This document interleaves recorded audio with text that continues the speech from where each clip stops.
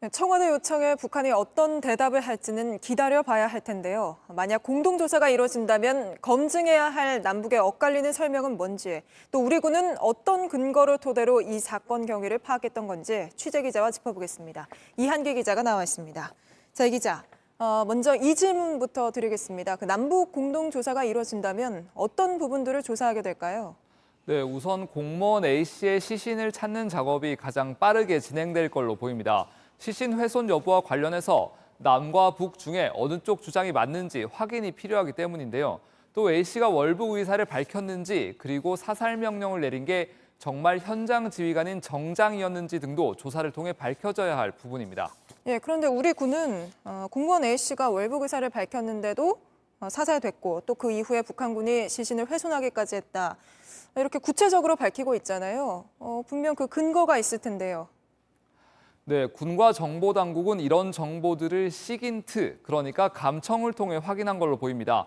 다만 북한도 우리 쪽 감청을 늘 의식하고 있기 때문에 일부러 거짓 정보를 흘리는 경우도 있습니다. 이번 사건 역시 관련 첩보의 진위에 대해서 조사가 더 필요합니다.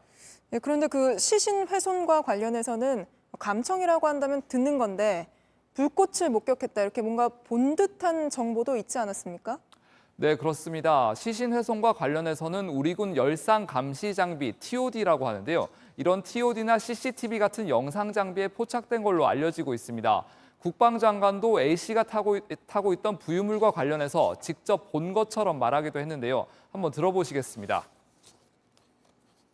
사람 한 명이 올라갈 수 있는 정도이고, 그 대신 길이는 사람 키만큼은 안 되어서 무릎 아래까지는 보호 안 되는 그 사람 키 크기, 이런 정도인 걸로 보여집니다.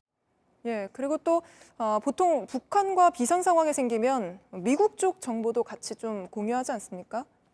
네, 그렇습니다. 북한 내부 동향을 파악하기 위해선 미군의 정찰 위성뿐만 아니라 우리 군과 미군의 각종 정찰기, 그리고 여기에 앞서 말씀드린 감청, 또 이른바 휴민트라고 하는데요. 북한 내부 인사의 네트워크까지 총 동원됩니다.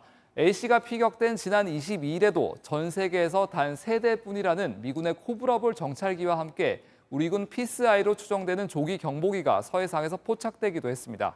예, 그렇기 때문에 북한으로서는 자기네들 주장이 맞다고 주장하려면 상당히 좀 구체적인 증거를 제시해야 되는 그런 상황이겠고, 또 한편으로는 우리가 이렇게 구체적으로 다 파악을 하고 있었다면 왜 A씨를 살아있을 때 구해내지 못했느냐 이런 비판이 또 나오는 상황이겠네요. 네, 이런 비판에 대해서 군은 과거에도 월북한 경우에 북한이 우선 인도를 한 다음에 조사를 했다. 사살까지 할 줄은 몰랐다 이렇게 해명한 바 있습니다.